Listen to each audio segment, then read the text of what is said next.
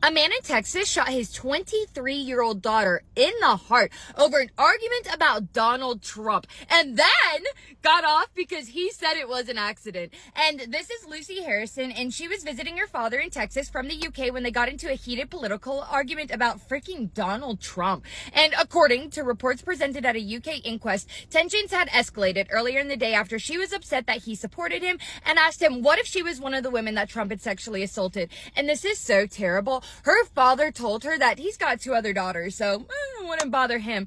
And later, her father led her into a bedroom where a gun went off and she was shot in the chest and died from the wound. Now, her father claimed that he was showing her his weapon when it accidentally discharged.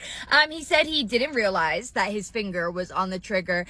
He is also allegedly an alcoholic and had admitted that he had been drinking earlier, even though he had initially lied about that to the police. And here's the part that's getting me, okay? A Texas grand jury declined to indict him.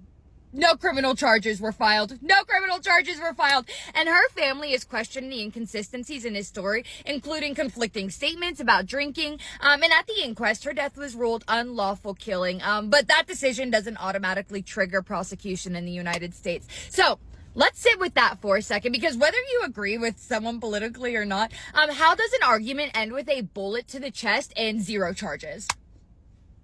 I feel like when women tell men that they get harassed when they go out in public to run errands and stuff, they're picturing like a very specific chain of events of like maybe some guy just being like, hey, can I have your number? And the girl thinks it's creepy and the guy's just trying to shoot a shot, or like them just yelling like, hey, sweetheart, you look good today. And you being like, fuck you. And really it's like some of that, like 10% that, 90% like weird, invasive, creepy shit. Like last time I went to the grocery store by myself, I'm checking out, there's like a 7-year-old man behind me, looks at me while I'm bagging up the last of my stuff. He's like, I like your lipstick.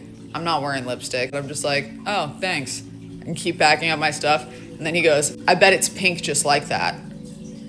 And looks down. Someone's fucking peepaw in the overalls with the Raisin Bran fucking talking about my... Last time I had to go inside of a gas station, my husband's sitting in the car. I'm like, I'll run in because we had to pay inside. He was like pumping the gas. I go inside, someone opens the door for me. I like am waiting in line.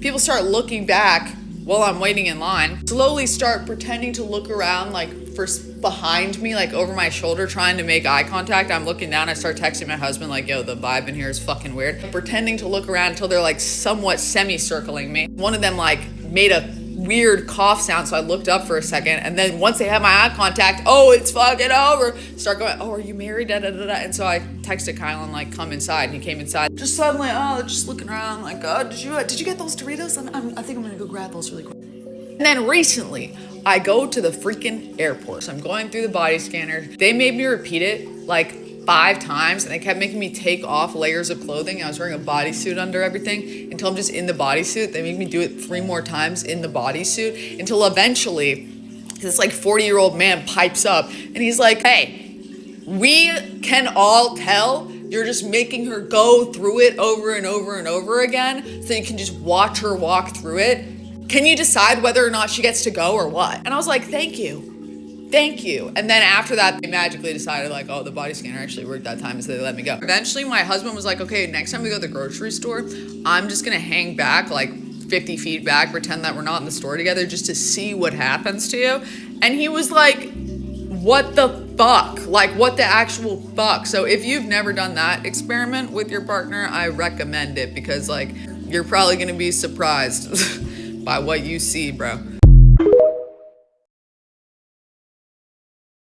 So I hate to say this, but I believe that FIFA and the Olympic committees should both cancel both events coming up in Los Angeles.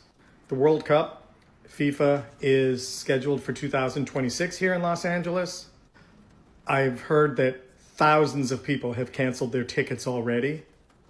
This is all basically in light of what is happening in the United States, and with hundreds of thousands of foreigners, if not more, coming into this country to attend these events. I don't think anyone feels safe with what is happening all over our country, especially with ICE and immigration and border patrol, border quote security. And I live in Los Angeles. I believe that the Olympic Committee should cancel the Los Angeles Olympic Games and they should move it somewhere else. I think they should move the World Cup somewhere else, and I think they should move the 2028 Olympics somewhere else until further notice. But right now, everybody should feel unsafe in this country. And there's no reason to bring these two big events in, and people are already feeling it. They feel like they would be endangering their lives. So I don't know. I could see it happen. What about you?